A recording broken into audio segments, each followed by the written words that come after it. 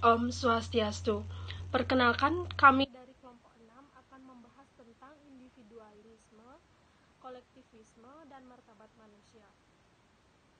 Di sini saya akan membahas tentang pengertian individualisme. Individualisme berasal dari bahasa Latin yaitu individuus, dan yang dalam kata sifatnya menjadi individualis.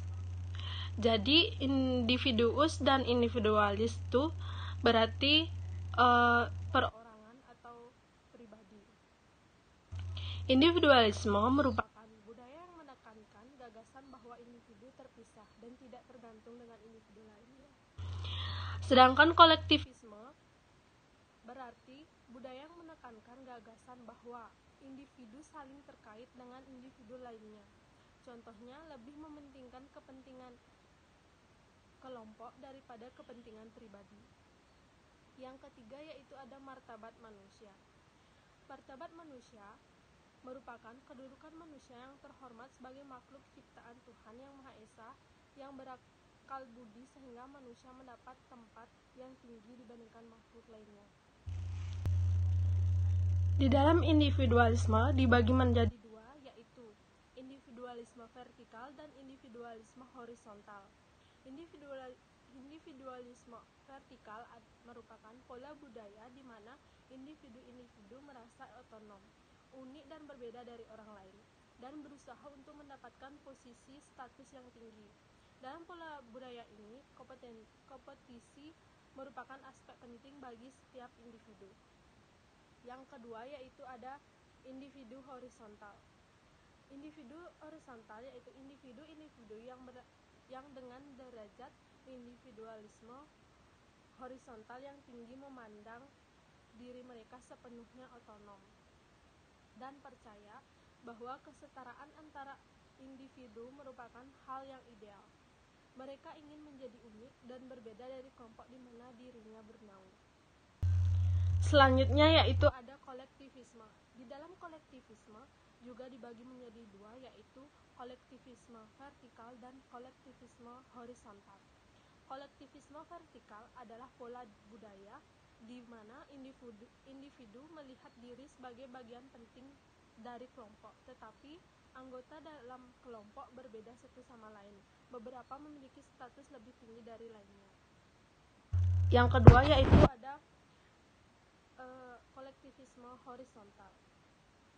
Kolektivisme horizontal merupakan individu horizontal. Kolektivisme melihat diri mereka mirip dengan individu lainnya dan menekankan tujuan umum dengan orang lain, saling bergantung dan bersosialisasi.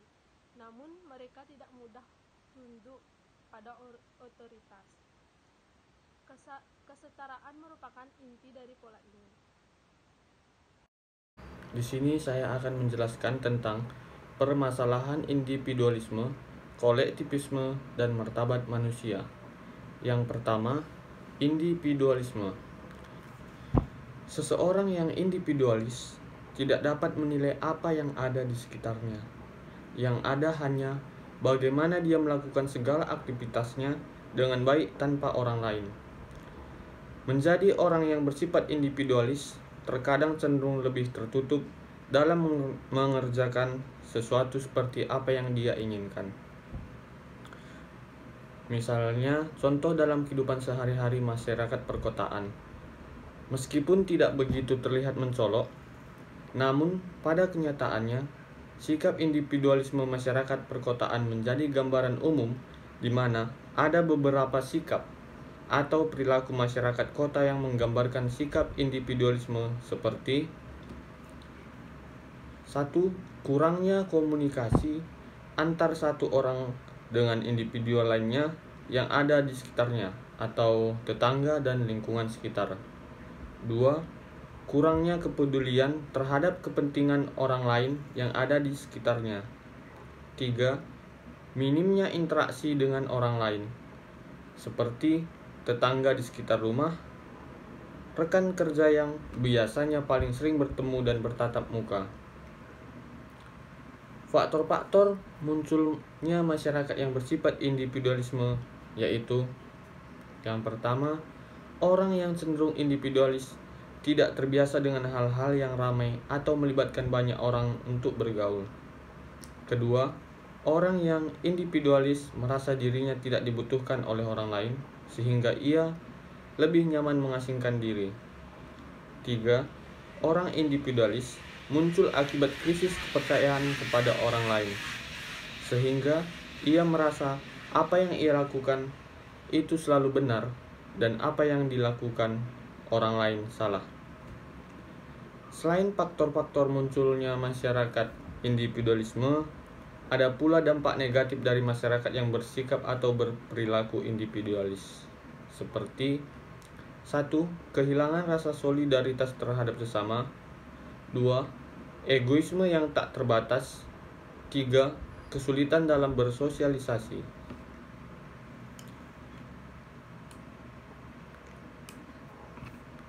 Sekarang yang kedua, kolektivisme. Kolektivisme memandang bahwa individu pada dasarnya tidak memiliki hak atas dirinya sendiri. Tingkah laku, keputusan dan sebagainya diatur serta ditentukan oleh kelompok. Demi kelompoknya, pengorbanan individu dipandang sebagai sebuah kewajaran dan bahkan kewajiban. Karena itu, jika individu dalam masyarakat penganut paham kolektivisme mencoba melakukan terobosan, menempuh cara berbeda, maka dengan cepat dan mudah dirinya akan dianggap sebagai pemberontak. Individu tidak memiliki hak untuk menikmati sesuatu kecuali apabila kelompok atau masyarakat di mana ia berada menganggap kenikmatan tersebut layak dinikmati.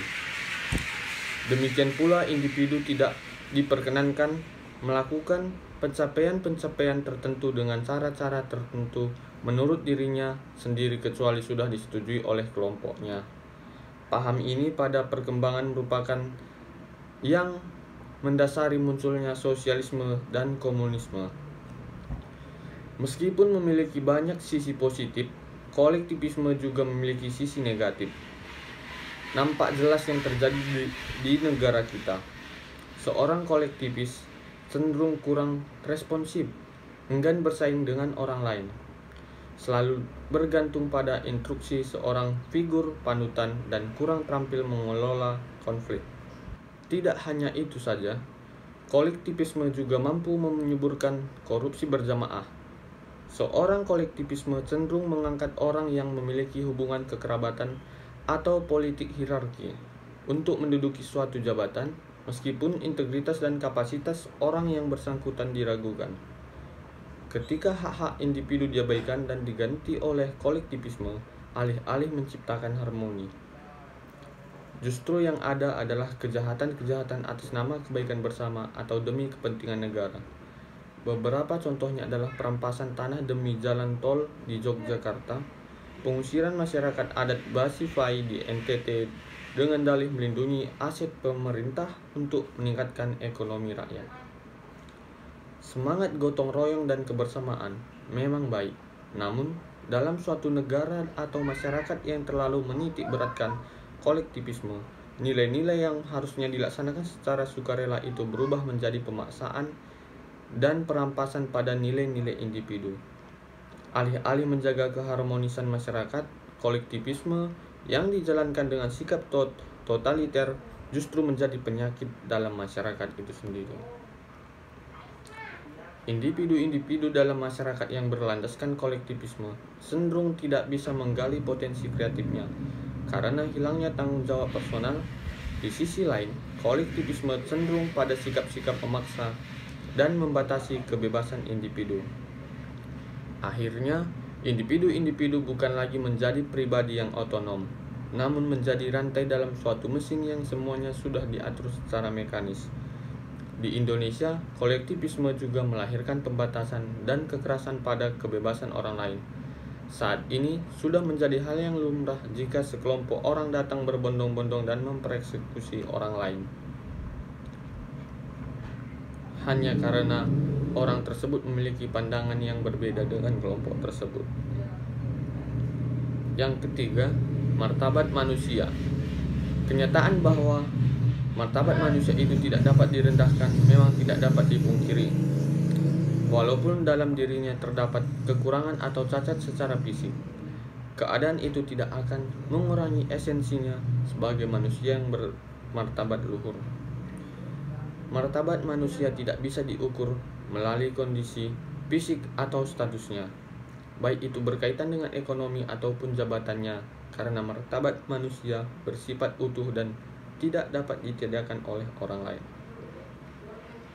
Berikut ini beberapa masalah yang merendahkan martabat manusia, seperti 1. Mengumpat atau mencaci sesama. 2. Menfitnah atau mengadu domba orang lain. 3. Menyindir sesama. 4. Melecehkan secara psikis atau psikolog. Faktor-faktor penyebab terjadinya perendahan martabat manusia karena 1. Tiadanya penghargaan terhadap hidup. 2. Adanya anggapan bahwa kedudukan orang lain lebih rendah daripada dirinya. 3. Memperlakukan orang lain sebagai objek atau barang. 4. Orang lain tidak diperlakukan sebagai citra Allah. Di sini saya akan menjelaskan tentang penyelesaian masalah individualisme, kolektivisme, dan martabat manusia. Yang pertama ada penyelesaian masalah dari masalah individualisme. Yang pertama, perluas cara pikir kita. Perluas cara pikir kita dengan belajar memahami kebutuhan dan keinginan orang lain dan masyarakat yang ada di sekitar kita dengan cara banyak membaca, mendengarkan radio, atau pandangan orang lain yang ada di sekitar kita. Yang kedua, pahami perasaan orang lain.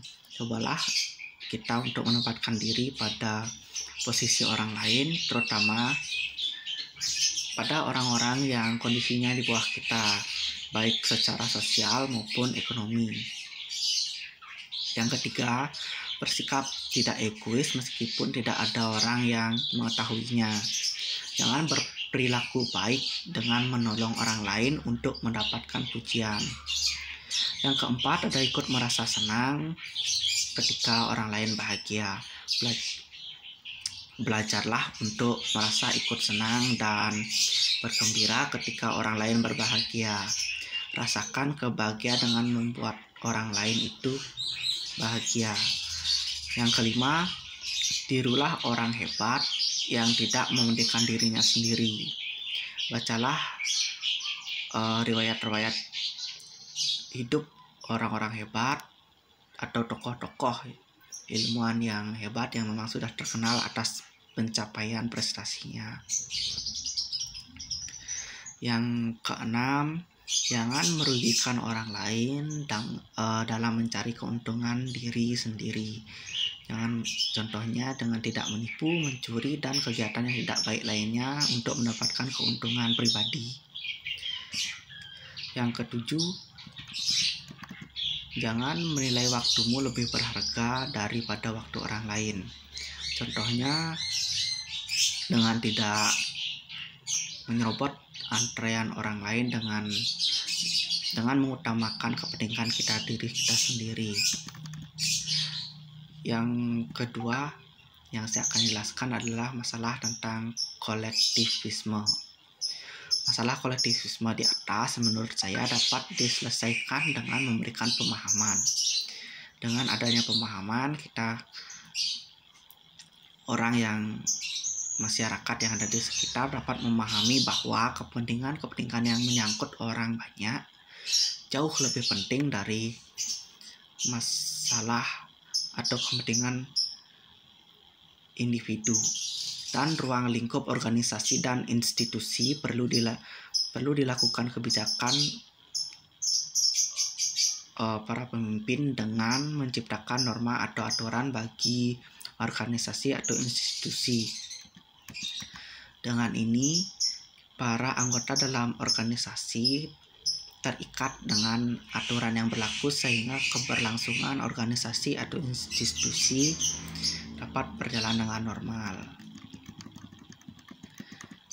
Yang terakhir, untuk penyelesaian masalah martabat manusia, saya akan jelaskan penyelesaiannya, yaitu yang pertama, melalui sosialisasi persamaan hak sebagaimana dengan hak yang dimiliki manusia, yakni HAM menindaklanjuti orang yang merendahkan. Yang kedua, buktikan kalau kita itu lebih hebat daripada mereka. Dengan artian dari kita sendiri harus memiliki kepercayaan diri yang kuat sehingga kita tidak dianggap remeh dengan orang yang merendahkan kita sendiri. Yang ketiga, saling menghargai sesama ciptaan Tuhan dengan keadaan dan kondisi apapun.